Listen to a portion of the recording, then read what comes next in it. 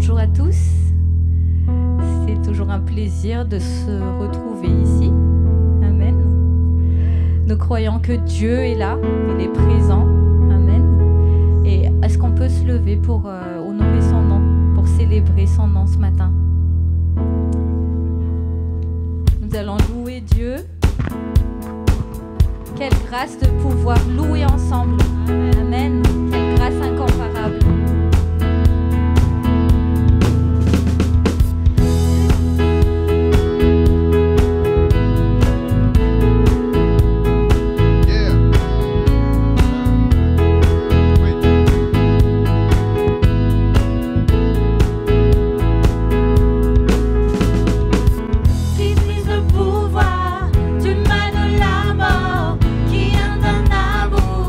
Si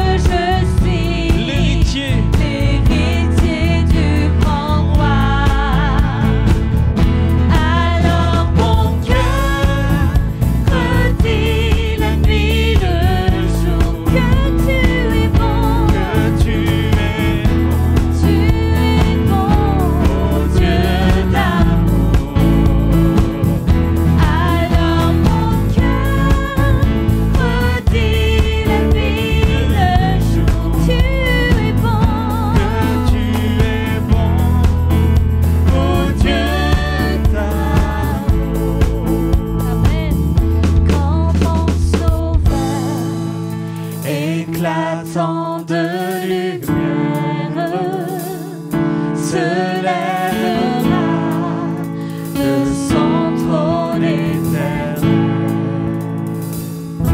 et que les sangs, les douleurs de la terre, je pourrai voir les splendeurs de son ciel. Je redirai dans son divin séjour, rien n'est plus grand que ton amour. Je redirai dans son divin séjour, rien n'est plus grand que ton L'amour de tout mon être. de tout mon être. Alors s'élève un chant, Ensemble, Dieu Tout-Puissant, Dieu tout-puissant, que tu es grand, tu es grand. tu es grand. Tout mon être, alors s'élève un chant, Dieu tout-puissant, que tu es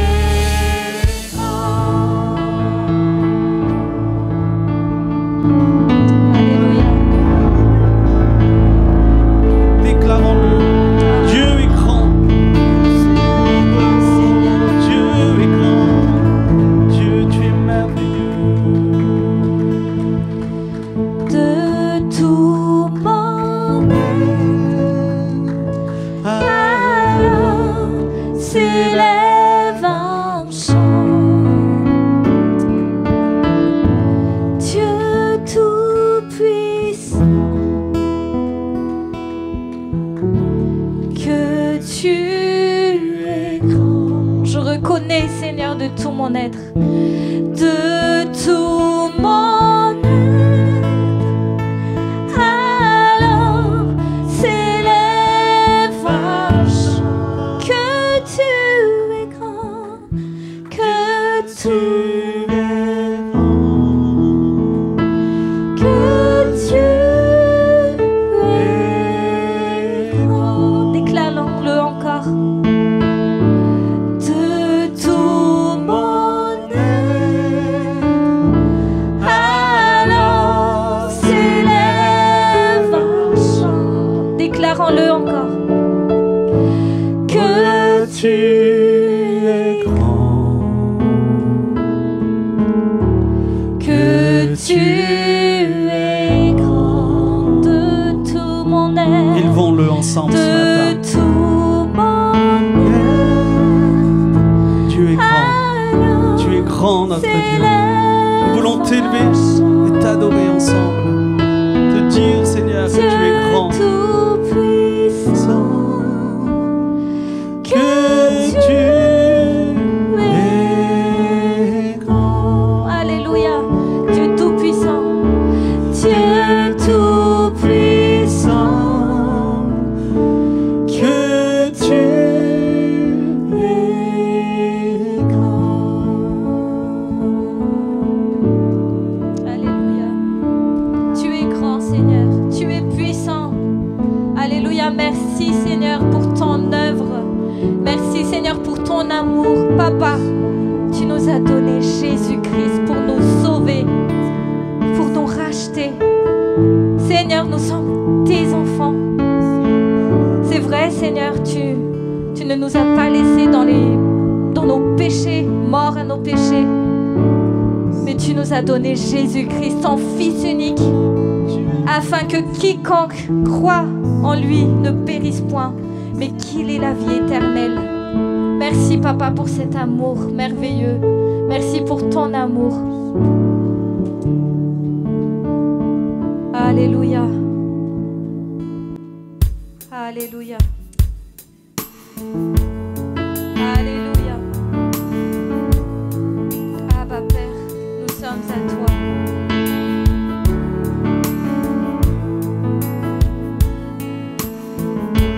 Alléluia.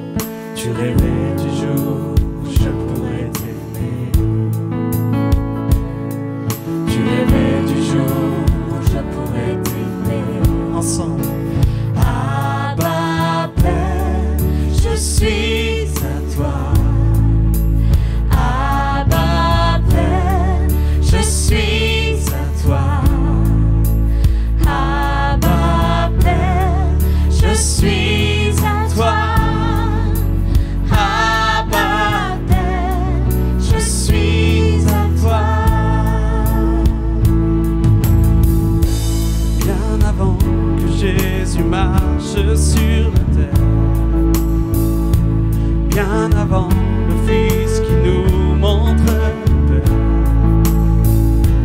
bien avant que les cieux sur moi soient ouverts. Tu rêvais du jour où tu pourrais m'aimer, Bien avant que mon péché brise ton cœur, bien avant que coule le sang et la sueur, bien avant les clous, le froid et la douleur. Tu rêvais du jour où je pourrais t'aimer, tu rêvais du jour où je pourrais t'aimer. ensemble, Abba Père. Abba Père, je suis à toi. Abba Père, je suis à toi. Abba Père, je suis à toi. Abba Père, je suis à toi. Abba Père, je suis émerveillé, saisi par l'immensité de ton amour pour moi. Abba Père, si grande est ta tendresse, ton cœur est grand ouvert et je viens plonger dans tes bras. Abba Père, je suis émerveillé, saisi par l'immensité de ton amour pour moi. Abba Père, si grande est ta tendresse, ton cœur est grand ouvert et je viens plonger dans tes bras.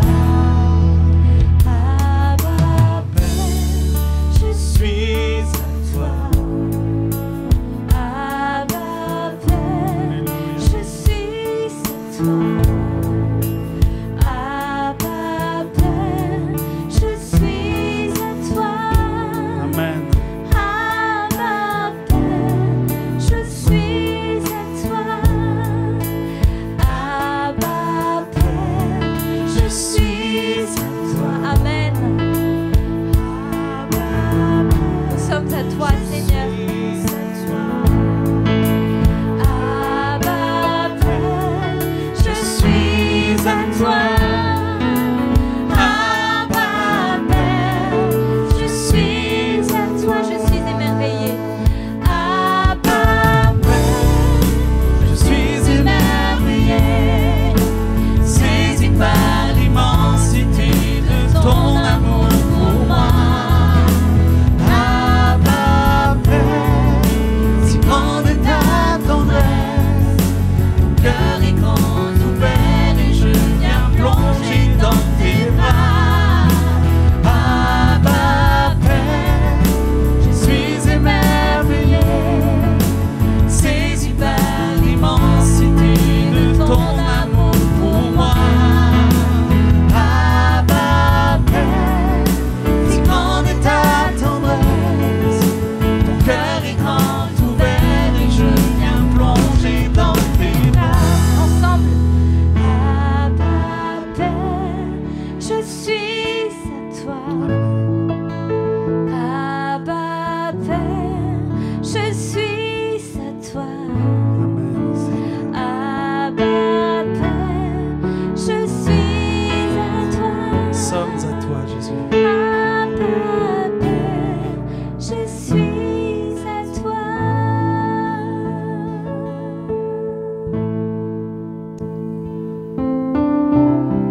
Merci, Jésus.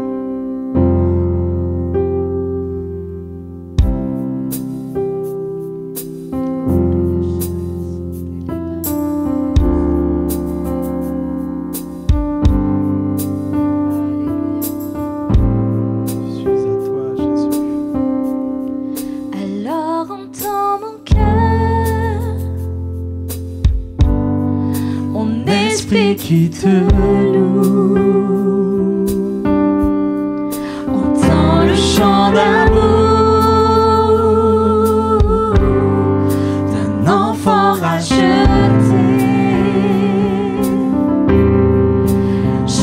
prendrai mes faibles mots pour te dire quel Dieu merveilleux tu es. Mais je ne pourrai pas te dire combien je t'aime, alors entends mon cœur. Amen. Comment expliquer et comment décrire un amour si grand, si puissant que rien ne peut le contenir. Tu sais mes espoirs, Seigneur, tu sais mes craintes,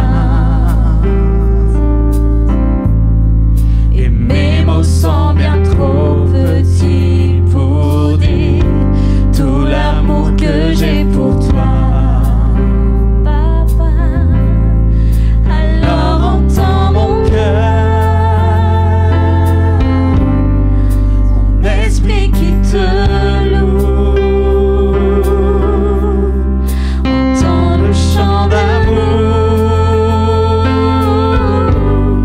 d'un enfant racheté. Je prendrai mes faibles mots pour te dire quel Dieu merveilleux tu es. Mais je ne pourrai pas te dire combien je t'aime, alors entends mon cœur. Ensemble, si tout comme la pluie. Si tout comme la pluie, les mots pouvaient couler, et si j'avais l'éternité, je ne pourrais pas l'exprimer. Mais dans les battements de mon cœur, tu entendras toujours. Oui, merci pour la vie, pour la vérité et pour le chemin. Tu sais nos espoirs,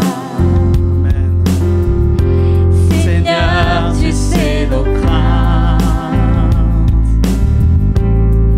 et nos mots sont bien trop petits pour dire tout l'amour que j'ai pour toi.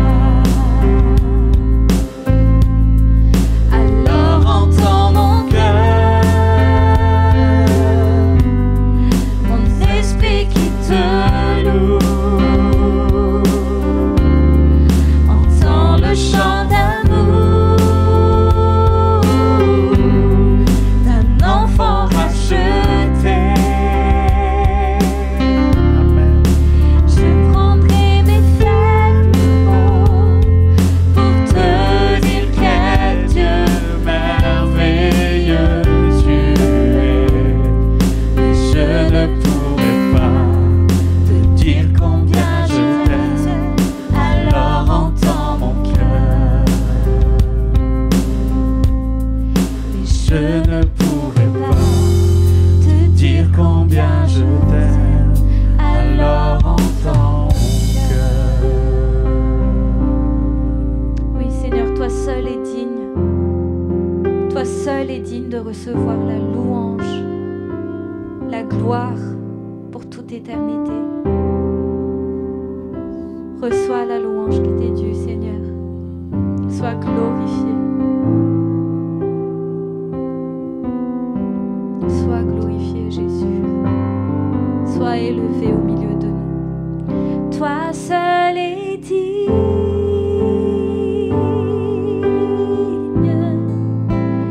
de recevoir louange et gloire pour l'éternité.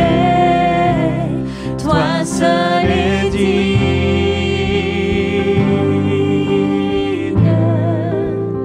de recevoir louange et gloire pour l'éternité. Toi seul es digne.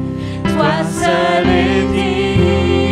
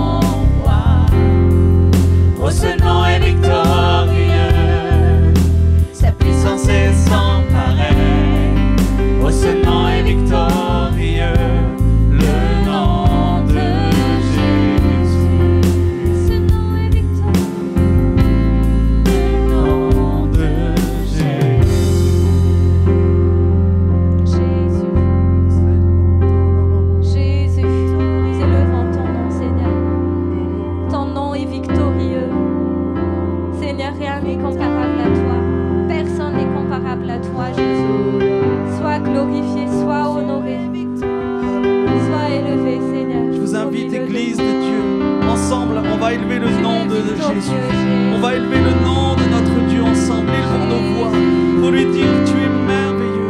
Ton nom est victorieux. Ton nom est victorieux. Ton nom est glorieux. Alléluia. Élevons ensemble son nom. Que nos lèvres le célèbrent. Qu'un parfum s'élève de nos vies.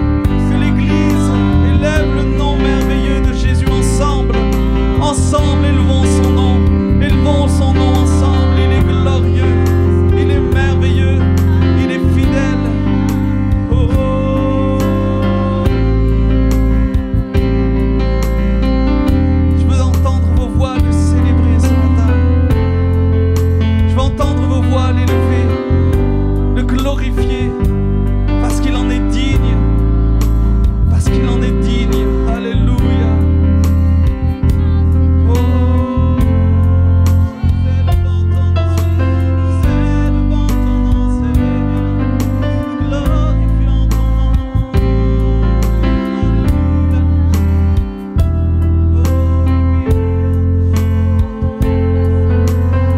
Prends toute la place, Seigneur. Prends toute la place en ce lieu, Jésus. Règne au milieu de nous. Que ce soit un parfum de louange ce matin. Ceux qui veulent le louer dans des langues nouvelles, soyez libres. Ceux qui veulent le louer dans l'intelligence, soyez libres. Mais ne vous taisez pas devant Dieu. Que votre bouche ne reste pas fermée pour l'adorer. Ouvrez vos bouches, célébrez-le, élevez-le. Alléluia.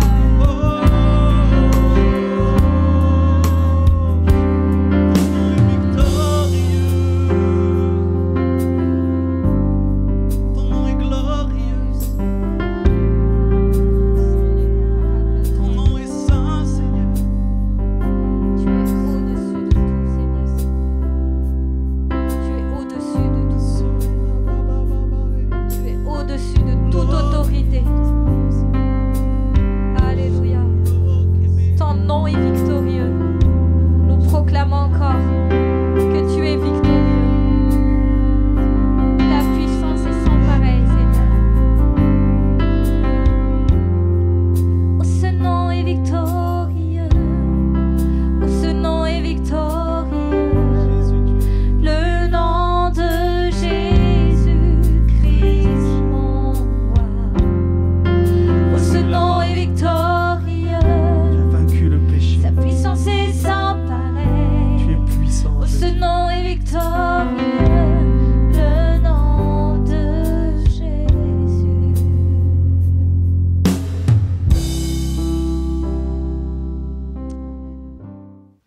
Aujourd'hui, j'aimerais voir avec vous un personnage qui se trouve dans les Écritures, dans le livre des Actes. Et c'est un homme qui est surprenant par la révélation qu'il a eue, la révélation de Dieu. C'est dans Actes chapitre 10, et il s'agit d'un homme qui s'appelait Corneille, pour ceux qui le connaissent. Et avec vous ce matin, j'aimerais voir quelques éléments peut-être qui faciliteront l'exaucement de nos prières. Parce que c'est vraiment, on a besoin quand on prie de voir des choses se passer quand même, hein, de voir des réalisations. On ne prie pas en vain, on sait que quand on prie, il se passe des choses, donc on prie. Et ce qui est intéressant dans cet homme, Corneille, eh bien, c'était un homme qui était là, qui priait Dieu, qui cherchait Dieu. Là, on va dire quelques versets, hein, mais simplement d'introduction qui peuvent nous parler. Je vais vous épargner tout le chapitre parce qu'il est un peu long, mais je vais sommairement vous le raconter. Mais pour commencer, on va lire quelques versets, chapitre 10, à partir du verset 1er. Il y avait à Césarée un homme nommé Corneille, centenier dans la cohorte dite italienne. Cet homme était pieux, craignait Dieu avec toute sa maison. Il faisait beaucoup d'aumônes au peuple et priait Dieu continuellement. Vers la 3e heure du jour, la 3e heure de l'après-midi, il vit clairement dans une vision un ange de Dieu qui entra chez lui et qui lui dit « Corneille !» On imagine la stupeur de cet homme voyant un ange. Les regards fixés sur lui et saisi d'effroi, il répondit qu'est-ce, Seigneur? Et l'ange lui dit, tes prières et tes aumônes sont montées devant Dieu. Et il s'en est souvenu. Envoie maintenant des hommes à Jaffa et fais venir Simon surnommé Pierre. Il est logé chez un certain Simon Corroyeur, dont la maison est près de la mer. Entre autres, corroyeur, pour ceux qui ne savent pas, je ne savais pas du tout ce que c'était un corroyeur. Hein. Ce n'est pas un terme qu'on utilise tous les jours, hein, à moins que peut-être... En tout cas, corroyeur, c'est quelqu'un qui travaille le cuir. Donc, il attendrit le cuir, il travaille le cuir pour le façonner. Voilà, donc vous savez tout maintenant, comme moi. Dès que l'ange qui lui avait parlé fut parti, Corneille appela 2 de ses serviteurs et un soldat pieux d'entre ceux qui étaient attachés à sa personne. Et après leur avoir tout raconté, il les envoya à Jaffa. Et là, il les a envoyés chercher, comme tout de suite, lui avait dit l'ange, eh bien, il est envoyé chercher Pierre, qui Pierre, lui, va avoir une révélation alors c'était l'heure de manger, il était sur sa terrasse, et puis tout d'un coup, il a vu une grande nappe descendre, il s'est dit, qu'est-ce que c'est? Le Seigneur lui a dit, mange, c'était que des animaux impurs. Pierre, il a dit, mais moi, je ne mange rien d'impur. Alors Dieu lui dira, ne considère pas impures les choses que je te dis pures. Donc ça voulait dire en clair qu'il y avait un changement d'ordre concernant les hommes. Mais ça, on va le voir après dans la suite de l'histoire. Et il nous a dit que les hommes sont arrivés, après ils ont fait un aller-retour, donc ça a demandé 4 jours, donc après 2 jours de marche, ils sont allés voir Pierre, ils lui ont expliqué, ils lui ont dit, voilà, un ange de Dieu est apparu à Corneille, et maintenant on vient te chercher pour que tu viennes avec nous. Et il nous est dit que Pierre les a suivis. Mais on lira peut-être par la suite l'histoire, parce que ça aussi c'est intéressant. Donc Corneille, on s'aperçoit qu'il y a une chose qui est intéressante, c'est que l'ange n'a pas révélé le message du salut à Corneille. Il va envoyer chercher Pierre. Il y a une chose qui nous est échue à nous en tant qu'hommes, c'est d'annoncer le salut. Okay? Et il y a un travail que nous pouvons faire, Dieu ne le fera pas à notre place. Ça, il faut bien comprendre. Il y a des choses que vous pouvez faire et c'est à vous de les faire. Et Dieu ne les fera pas à votre place. C'est comme ça, c'est parce qu'il sait qu'on est des grands garçons et qu'on peut annoncer l'Évangile et qu'on peut faire ce qu'il y a à faire en temps et en heure. Donc Dieu compte aussi sur nous pour diffuser et transmettre la bonne nouvelle. Mais revenons à notre texte, on voit que c'était un homme, je dirais, atypique, ce Corneille. C'est pas quelqu'un d'ordinaire. Quand on commence à voir le personnage, quand on commence à s'arrêter, c'était quelqu'un de vraiment qui sortait du cadre. Pour moi, j'ai vraiment intitulé cet homme un chercheur de Dieu. C'était un chercheur de Dieu. Il cherchait Dieu. Il était à Césarée, dans cette ville, dans cette capitale administrative romaine. Et là, lui, il cherchait Dieu. Il cherchait Dieu par des tas de moyens. Et ce qui est merveilleux, et on le verra plus tard, c'est que quand tu cherches Dieu, eh ben, tu finis par le trouver. Donc, c'est quand même... C'était quand même rassurant, hein, parce qu'il y en a qui se disent « Ah, mais je cherche, hop, et puis je ne trouve pas. » Mais il faut insister un petit peu. Et moi, je crois que la part que le Seigneur veut nous donner est tellement bonne qu'il veut qu'on l'apprécie pleinement. Et cet homme, Corneille, c'était un chercheur de Dieu. Surtout, ce qui est beau, c'était un homme connu de Dieu. Est-ce qu'on imagine un Romain, et on va revenir sur ce personnage, il ne connaissait pas le Seigneur Jésus. Mais ce qui est beau, c'est que Dieu le connaissait. Donc, ça peut nous rassurer. Certains vont dire « Ah, mais moi, Dieu ne me connaît pas, Dieu m'a oublié. » Dieu ne t'a pas oublié et Dieu te connaît. Il te connaît même par ton nom. Il connaît intimement qui tu es. Et Dieu connaissait Corneille. Et ça, c'est quelque chose de merveilleux. Ça peut que nous rassurer, nous, de nous dire « Seigneur, merci parce que tu ne nous as pas abandonnés. Si tu t'es soucié de cet homme, à combien plus forte raison te soucieras-tu de nous ?»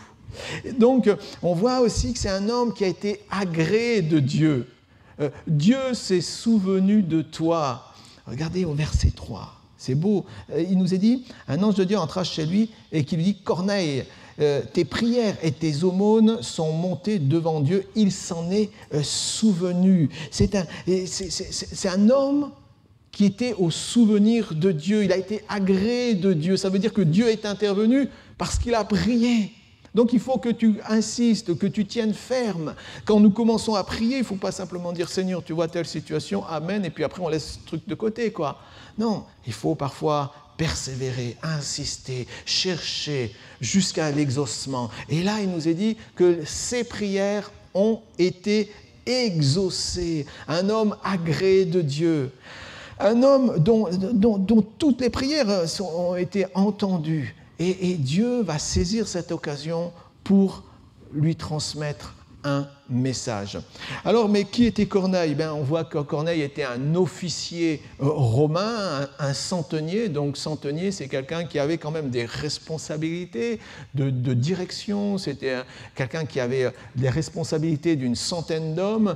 Et on peut dire qu'à l'époque, les soldats romains étaient tous sauf des enfants de cœur.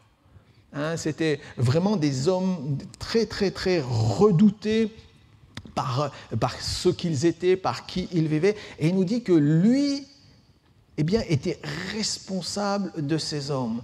Et c'est là on se dit, mais comment un homme peut tout à la fois être pieux, craindre Dieu, faire des aumônes et être agréable dans toutes ses voies, et en même temps diriger des hommes qui ont besoin d'être dressés à la baguette.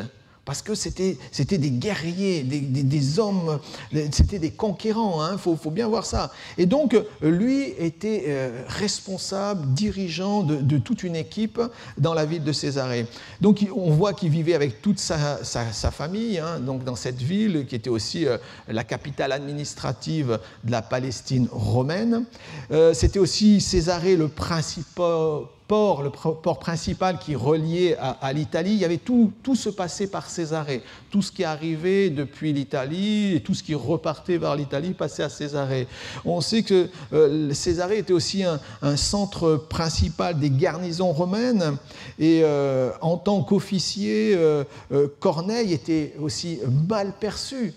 Pas lui personnellement, mais le Romain en général. C'était un occupant à poigne, dont il y avait beaucoup de discipline, d'autorité, d'organisation. C'était des envahisseurs avec lesquels on ne voulait rien avoir. Voilà un peu le contexte dans lequel était plongé Corneille. Et pourtant, dans ce contexte, cet homme cherchait Dieu.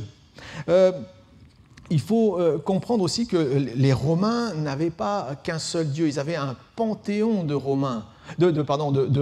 dieux, et dont un des principaux, c'était l'empereur. On adorait les empereurs comme des dieux. Et du coup, lui, Corneille, s'était mis à adorer le Dieu unique, celui des Juifs. Mais on va un peu plus loin. Dans verset 2, il nous est dit qu'il était pieux. C'est déjà aussi une référence pour nous. Un homme pieux, ça veut dire qu'il nous présente comme ce personnage, comme un homme qui respectait Dieu, qui manifestait un dévouement sincère au Dieu unique par son comportement et ses actions. Donc c'était un homme pieux qui recherchait sincèrement le Dieu unique. Pas le Dieu des Romains, pas ces dieux multiples que les Romains saisissaient dans toutes les nations qu'ils avaient conquis, puis après ils le mettaient chez eux dans leur panthéon, et puis ils disaient voilà, nous allons aussi adorer ces dieux-là, et puis vous en choisissez quelques-uns, et puis voilà, on leur fait confiance. Non, lui, tout ça, il avait dégagé de sa vie. Il n'y avait qu'un seul Dieu. Et il nous est dit qu'il le craignait, c'était un homme craignant Dieu, un gentil, c'était ainsi qu'on surnommait ceux qui s'étaient convertis au judaïsme. Donc, et on peut dire qu'à l'époque, ils n'étaient pas légion, ceux qui s'étaient convertis, surtout au niveau des Romains. Donc là, on voit c'était un craignant Dieu. Donc, il le cherchait, il l'aimait, il le respectait, il craignait ce Dieu unique dont on lui avait parlé. Il l'avait accepté comme son Dieu. Et puis aussi, il nous est dit qu'il faisait beaucoup d'aumônes, il était zélé, charitable, altruiste, ça veut dire qu'il aidait de façon désintéressée afin que les autres puissent bénéficier de son aide. On voit qu'il avait aussi un témoignage positif, si vous regardez au verset 22 de ce texte, il avait un très bon témoignage auprès de la population, il était aimé par ceux qui le connaissaient. Et au départ, c'est un ennemi. Donc cet homme-là était vraiment bon parce qu'il a trouvé grâce par ses attitudes, son comportement, son amour, sa patience, sa douceur, son écoute. Et pourtant, en même temps, c'était un guerrier.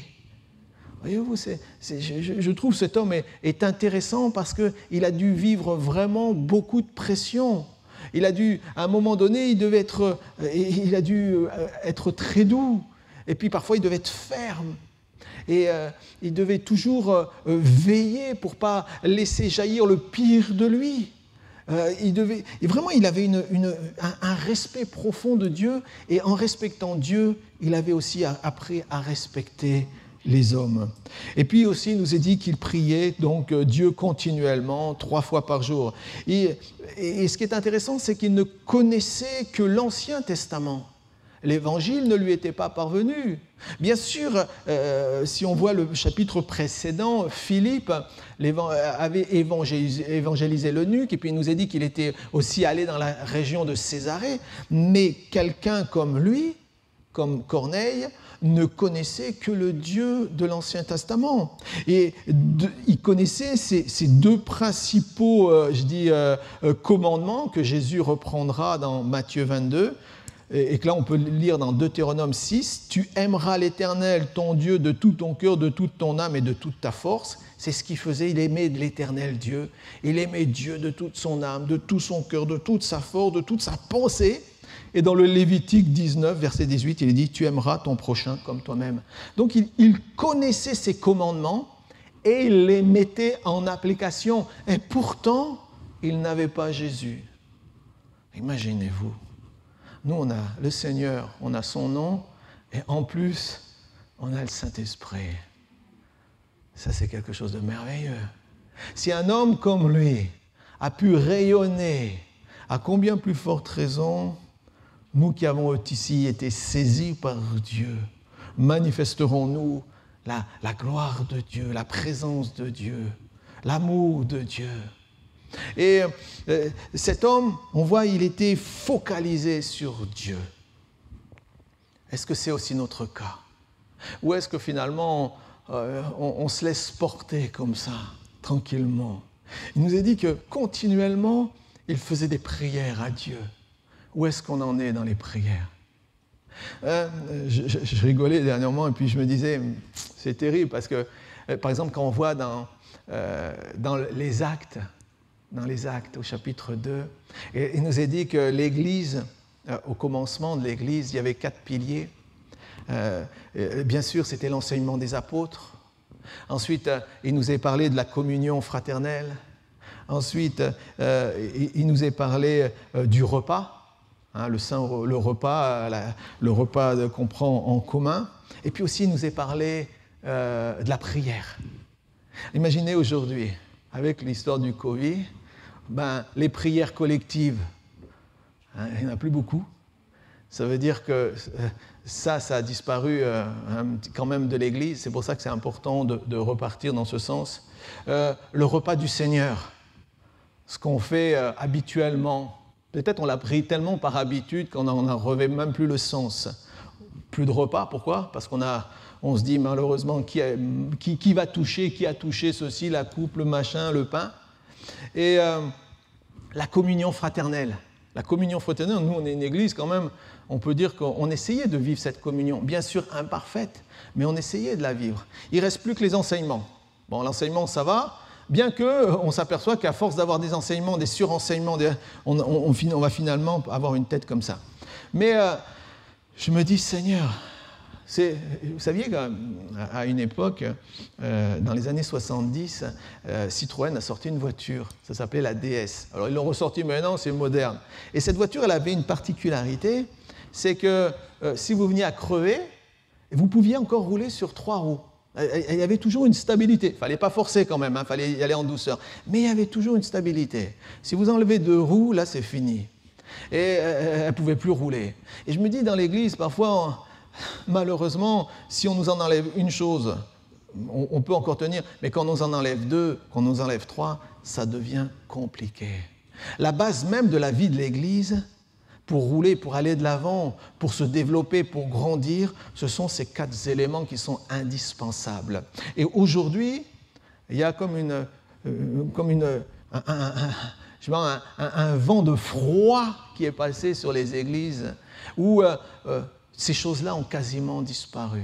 Les 4 piliers même de ce qui conduit, soutient, aide l'Église, ces choses-là ont quasiment été, je veux dire, pas anéanties, parce qu'elles sont toujours là, mais on voit qu'on ne peut pas les vivre comme on aimerait les vivre. Et il faut prier. Moi, je me suis rendu compte qu'on a besoin de prier. On a besoin de prier pour notre nation. On a besoin de prier pour nos dirigeants. On a besoin de prier pour l'Église locale. On a besoin de prier pour les besoins. On a besoin de prier. C'est essentiel.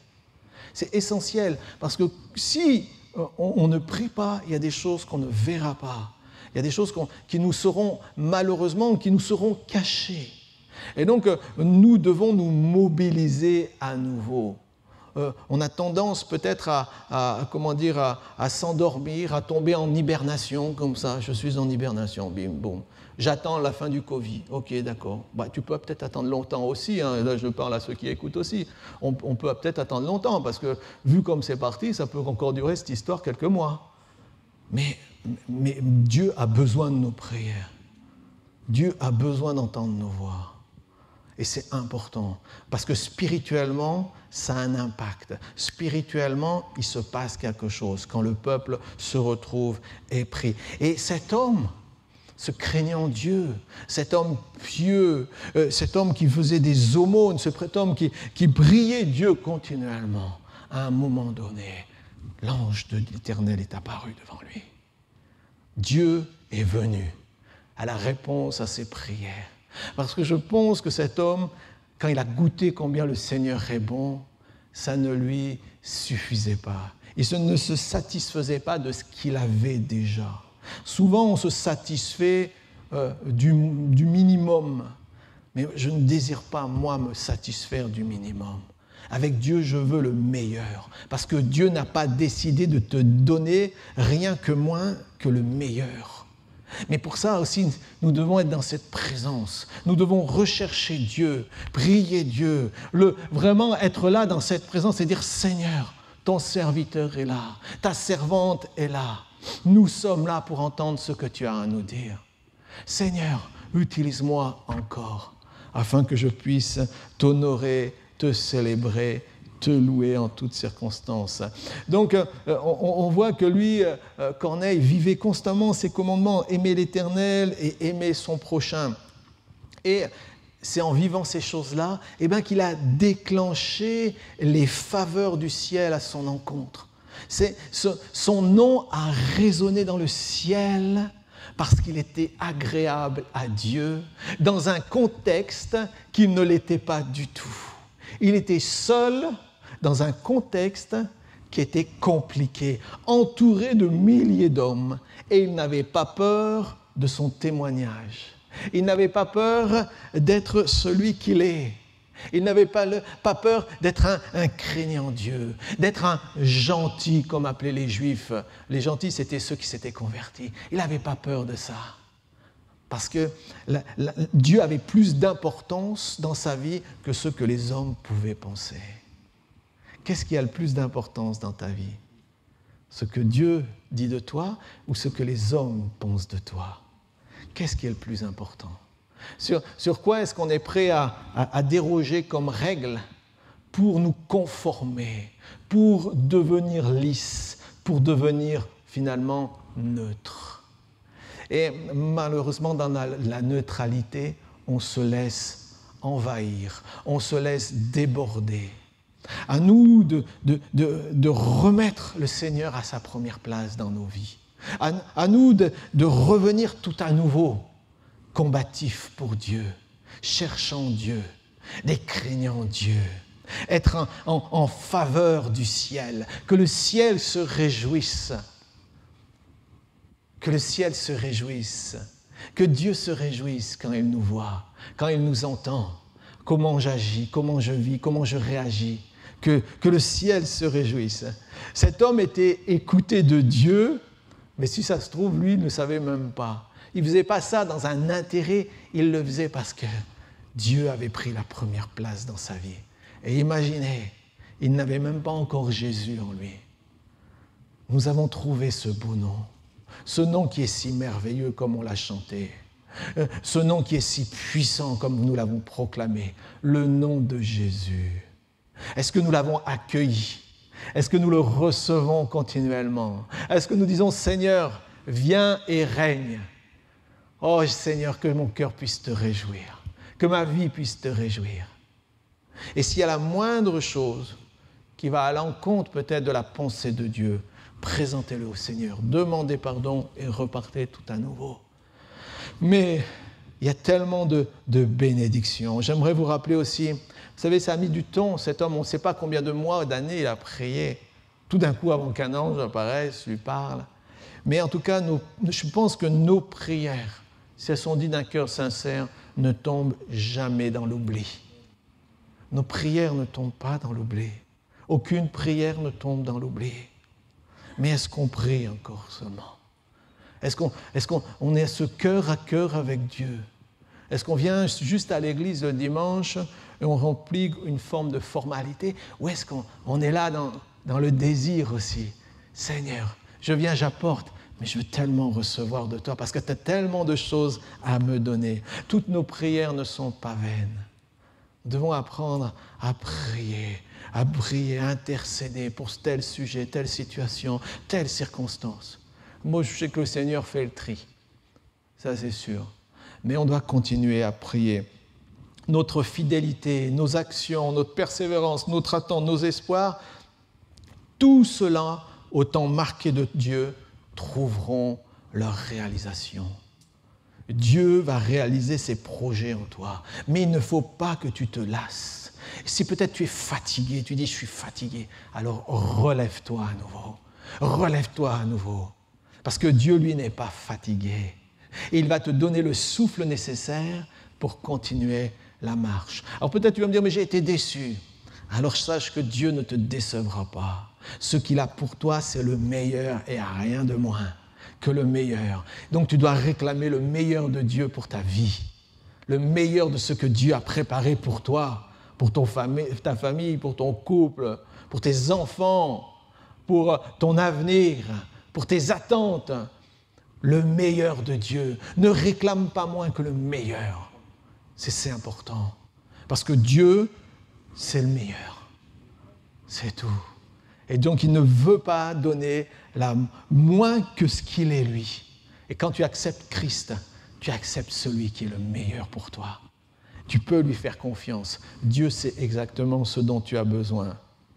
Nous sommes encouragés aussi par les Écritures à ne pas nous relâcher, mais à chercher constamment Dieu. Je vais vous lire quelques psaumes, quelques versets. Dans le psaume 14, verset 2, il est dit « L'Éternel du haut des cieux regarde le Fils de l'homme pour savoir s'il est à quelqu'un qui soit intelligent et qui cherche Dieu. » Quelqu'un qui cherche Dieu. Est-ce qu'il y a quelqu'un ici qui cherche Dieu? Dieu cherche, il regarde. Où sont les chercheurs de Dieu ici? Où est-ce qu'ils sont? Est-ce qu'ils sont? Ils sont là? Il y a des chercheurs de Dieu là. Amen. Amen. Il faut chercher Dieu. Le chercher encore et encore. Parce que c'est dans son désir de venir dans vos vies, de venir établir encore son règne au milieu de vous. Il nous est dit dans le psaume 34, verset 9, « Heureux l'homme qui cherche en lui son refuge. » Aujourd'hui, on est inquiet. Le monde est inquiet. On nous parle de tout. Tu ne peux pas faire un pas, tu ne sais pas si tu vas prendre un satellite, si tout d'un coup le climat va virer comme ça, du jour au lendemain, tu vas passer à 50 degrés dehors, On ne sait pas si, comme ça, au détour d'un chemin, le virus va te sauter dessus pour te saisir. Il y a tellement de choses. On vous parle de guerre, on vous parle d'épidémie, et quand ça ne suffit pas, on va vous en rajouter encore une couche. Mais j'imagine le commun des mortels qui n'a pas Dieu. C'est inquiétant. Et tout est fait pour les inquiéter. C'est pour ça que nous, il dit « Heureux l'homme qui cherche en lui son refuge ». Parce que là, c'est la sécurité. Hein, que 1000 tombent à ma gauche, que 10 000 tombent à ma droite, mais moi je sais que Seigneur, merci parce que tu es avec moi. Tu n'as rien à craindre. Tu es en Dieu, c'est ton refuge. Donc Dieu doit être ton refuge. Sans lui, tu ne tiendras pas. Il y a tellement une pression. Il y a des pressions à tous les économiques. On vous dit, on vous rabâche la tête, mais attention, dans les mois à venir, économie. Mais nous, on tient l'économie de Dieu. C'est le Seigneur qui tient la bourse. C'est le Seigneur qui tient ta vie. Donc faisons-lui confiance pour tes projets, pour ton alternance, pour ton travail, pour ton épouse, pour ton époux, pour ton conjoint que tu cherches. Fais confiance à Dieu. Que ce soit lui ton refuge et personne d'autre. Parce qu'autrement, tu vas être vite déçu. Il y a une telle inquiétude, il y a de tels tourments, de telles pressions, ça veut nous aspirer en arrière. À nous de regarder vers le ciel. Et Corneille, je reviens à ce brave Corneille, je vous dis, il vivait dans un climat d'opposition spirituelle et pourtant il rayonnait de Dieu.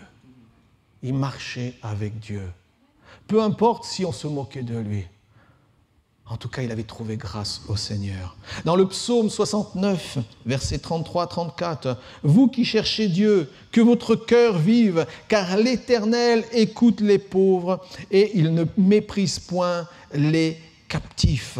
Vous qui cherchez Dieu, alors cherchez-le de tout votre cœur. » Proverbe 8, 17, regardez ce que le Seigneur voudrait vous dire ce matin. « J'aime ceux qui m'aiment et ceux qui me cherchent me trouvent. » J'aime ceux qui m'aiment et ceux qui me cherchent me trouvent. Corneille, avec le peu de connaissances qu'il avait, a cherché Dieu, a aimé Dieu. Et il a cherché à accomplir la volonté de Dieu. Et à un moment donné, son nom a rayonné dans le ciel, au point que le Seigneur a dit « On va envoyer un ange. Il faut vite que Corneille, maintenant, sache ce que mon fils a fait pour lui. » Parce qu'il cherchait Dieu, il a trouvé Dieu. Si vous cherchez Dieu, vous le trouverez. C'est réglé. C'est tout. Maintenant, si vous ne le cherchez pas, le chemin risque peut-être d'être un peu plus long. Alors, question, est-ce que Dieu est toujours à l'heure ? Moi, je crois que Dieu est toujours à l'heure. Toujours, toujours, toujours. Il n'y a pas un instant où le Seigneur est en retard. Par contre, nous, il nous arrive de faire demi-tour. Nous, il nous arrive parfois de faire un pas de côté. On sait ce qui est bon, mais on va tergiverser comme ça. Ou alors on va avancer en slalomant. On va ralentir le plan de Dieu pour notre vie. Mais Dieu ne tarde jamais dans ses promesses. Dieu ne tarde jamais à accomplir sa volonté. Le problème, c'est que nous, Dieu nous a révélé sa volonté, mais nous cherchons des chemins de détour et de détour et de détour. Et après, on se retrouve parfois dans des situations qui semblent inextricables. Revenons simplement au pied du Seigneur. Réalisons nos besoins et je crois que le Seigneur aimera encore à manifester sa vie au milieu de nous. Cet homme vivait une cohérence. Il pouvait concilier travail, vie de tous les jours et foi. Et il n'y avait pas deux Corneilles. Il y avait, je cherchais ce mot ce matin, il n'y avait pas de trouble dissociatif. Il n'y avait pas de trouble dans cet homme. Il n'y avait pas deux Corneilles. Il n'y avait pas le Corneille militaire. Et puis le Corneille à la maison, qui est tout gentil, mimi, tout plein. Et parfois le chrétien, il vit un trouble. Il vit un trouble qui peut prendre de l'ampleur. Parce qu'il vit avec des valeurs de Dieu dans un monde qui est contre ses valeurs. Et parfois, il essaye de jongler. On essaye de jongler avec le monde qui nous entoure. Et finalement, on se dénature nous-mêmes. C'est pour ça que Corneille, il était Corneille. Il n'y avait pas deux Corneilles. Il ne doit pas y avoir deux individus en nous. Le chrétien du dimanche et l'homme de la semaine. C'est important. Sinon, c'est nous qui sommes les premiers perdants. Ce que je suis, je le suis. Ce que je sais, je l'affirme. Parfois, on voit, c'est dans notre monde occidental, c'est comme ça. On a relayé Dieu au fin fond des églises. Et Jésus, surtout, il ne faut pas en parler. Si tu commences à parler de Jésus, on va dire que tu es un peu foufou. Hein, on va dire toutes sortes de choses de toi. On n'a pas à avoir peur de ce nom. C'est le plus beau de tous les noms. On doit être l'homme ou la femme que l'on est en réalité. Il y a des choses qu'on ne peut pas accepter. Il y a des choses, bien sûr, on va discuter. Mais ça ne doit pas m'enlever ce que je suis. Je reste un témoignage de Dieu sur terre. Je reste une marque de Dieu sur terre. Et je dois vivre avec ça. Je dois l'accepter. Et Corneille a accepté sa nouvelle identité de gentil. Les Romains, ils disent, mais on est ici pour conquérir le pays. On n'est pas ici pour leur faire du bien, et toi, tu vas leur faire du bien. Oui, mais parce que dans les commandements de Dieu, il est dissocié. Mais quel commandement de Dieu? Nous avons des tas de dieux. Oui, mais moi, j'adore le Dieu unique. Ça crée un trouble. Il aurait pu jongler, mais non, Corneille était Corneille. Dans les Écritures, il nous est dit que des soldats s'étaient convertis, sa famille était convertie, des amis étaient convertis, c'était donné à Dieu. Pourquoi? Parce que c'était un homme entier. Soyez entiers dans ce que vous êtes, entiers pour Dieu, fervent pour Dieu, vrai pour Dieu. On ne joue pas avec les choses de Dieu, c'est impossible. Sinon, on est les premiers perdants, malheureusement. Il ne craignait pas ses compatriotes et agissait simplement et au grand jour. Par son témoignage, il avait entraîné donc, comme je le disais, toute sa famille. Il vivait conformément à la volonté de Dieu, jusqu'à ce que Dieu prenne l'initiative, car Dieu avait vu le besoin de son cœur et il y a répondu. Alors qu'il priait vers 15h de l'après-midi, un ange vint chez lui en prononçant son nom. Dieu, comme je le disais, nous connaît par notre nom et il désire vraiment une relation personnelle avec chacun. Et qu'est-ce que Corneille a fait? Corneille a répondu présent. Donc, bien sûr, il va y avoir un tournant dans la vie de Corneille, ça va être cette rencontre qui sera décisif avec Pierre et pour sa vie spirituelle. Donc, si dans nos prières, notre désir est de mieux servir Dieu, alors nous devons avoir une bonne compréhension de son œuvre. Et le désir de Corneille, c'était de mieux servir Dieu. Mais pour ça, il lui fallait une meilleure compréhension de son œuvre. Et donc, il fallait qu'il sache que Christ était venu pour lui.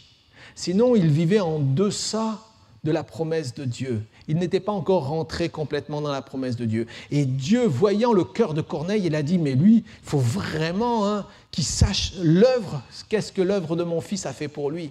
Et c'est pour ça qu'il a tout mis en œuvre pour que l'ange, bien sûr, permette à des hommes de partir à Jaffa, que Pierre vienne et que Pierre vienne prêcher la croix.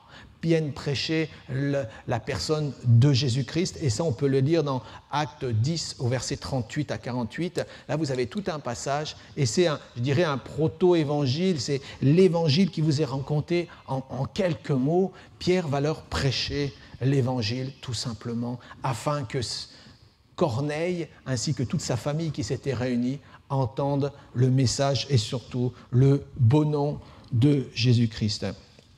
Et donc on voit que suite à ça, la vie de Corneille ainsi que celle de toute sa famille va être bouleversée. Donc on peut un instant imaginer l'atmosphère aussi, l'atmosphère du ciel qui régnait dans cette maison. Là, on était à Césarée. Corneille avait fait venir Pierre. Pierre a prêché l'évangile, a annoncé Christ. Et tout d'un coup, il nous est dit que le Saint-Esprit est descendu. La puissance de Dieu est descendue. Ils se sont mis à parler en nouvelle langue. C'était comme une nouvelle Pentecôte. Et tout d'un coup, à ce moment-là, à Césarée, une église est née. Chose improbable, impossible. Une église est née. C'était plus maintenant un homme seulement qui allait prier, mais ça allait être toute une communauté. C'est plus un homme maintenant qui allait lever les mains vers Dieu, mais on voit toute une église qui allait se réunir pour lever les mains vers Dieu. C'est plus un homme maintenant qui allait faire la volonté de Dieu, mais ça va être un ensemble d'hommes et de femmes qui vont chercher à faire la volonté de Dieu. Maintenant, ça ne sera plus un homme qui aura la foi, mais ça sera une assemblée de croyants. Ça ne sera plus un homme qui va obéir à Dieu, mais maintenant, ça sera toute une communauté d'hommes et de femmes qui auront qu'un seul ardent désir, c'est de servir Dieu. C'est là, une église était née, avec la vie, avec l'abondance du ciel. Et nous devons entretenir cela par la présence du Saint-Esprit. Dieu n'a pas prévu que son église, maintenant, tout d'un coup, s'arrête, ne fonctionne plus, qu'il n'y ait plus de vie, plus d'abondance, qu'il n'y ait plus la présence de son nom au milieu de nous. Non, il désire que l'Église continue à vivre, à grandir.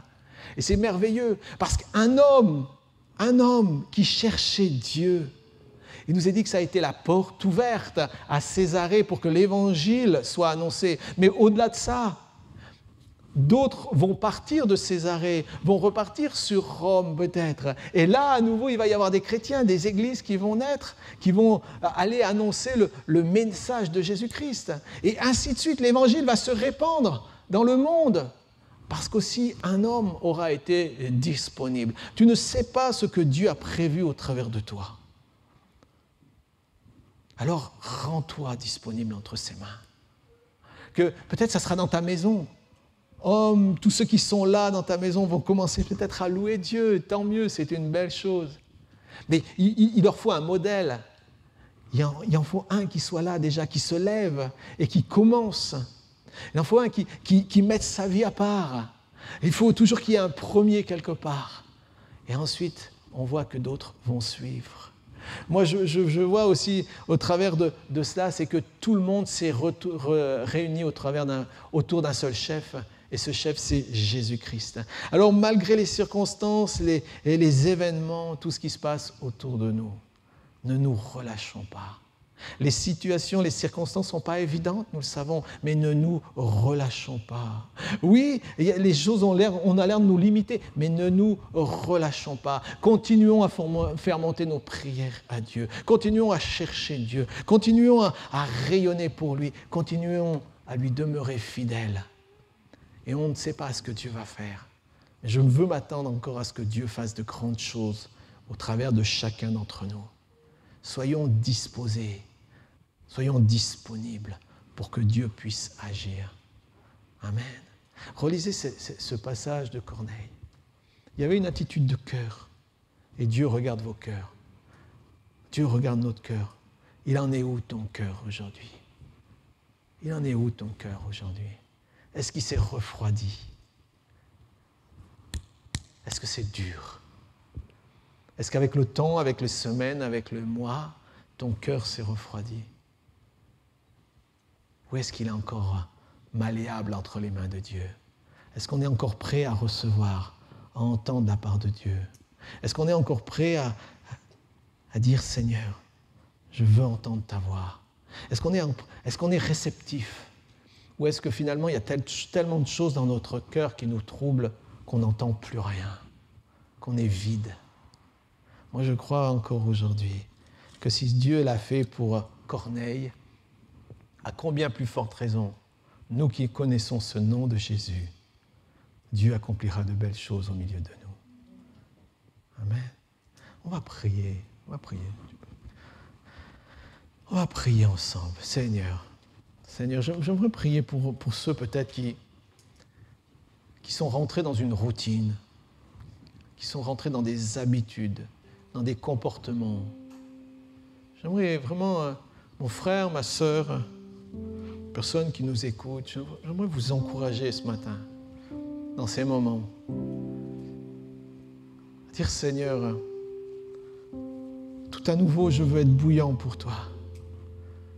Tout à nouveau, je désire te chercher. Je veux redevenir ce chercheur. Chercher Dieu. Oh, j'ai besoin d'un rafraîchissement dans ma vie. Je t'invite vraiment, mon frère, ma sœur, tu as besoin de ce rafraîchissement. Qu'il y ait une huile qui coule du ciel sur ta vie.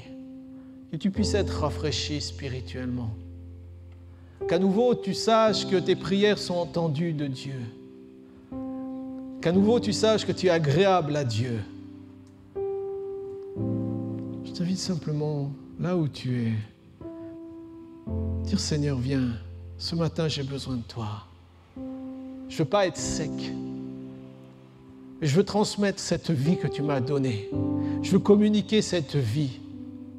Seigneur, je désire qu'autour de moi, il y ait de l'abondance, il y ait de la joie. Utilise-moi encore, Seigneur. Je désire encore, Seigneur, transmettre ton nom. Ne plus avoir honte de son nom, de ton nom, de ce nom. Seigneur, je veux être cet homme, cette femme, Seigneur, qui réjouira, qui te réjouira dans les cieux. Seigneur, je veux encore à nouveau entendre, Seigneur, ta voix résonner dans mon cœur. Je veux à nouveau entendre cette voix résonner au plus profond de moi-même. Je veux être à l'écoute ce matin. Pardon, Seigneur. Pardon pour tous ces temps où je me suis refroidi. Pardon parce que je me suis laissé envahir. Pardon pour toutes les fois où, Seigneur, je n'ai pas relevé le faible, où je n'ai pas fait le bien que j'aurais pu faire, où je n'ai pas transmis des paroles de bénédiction, où j'étais dur, aigri. Pardon pour mon égoïsme. Pardon parce que par mon comportement, Seigneur, j'ai limité ton action au travers de ma vie. Et ce matin, Seigneur, tout à nouveau, je viens. Je viens près de toi. Seigneur,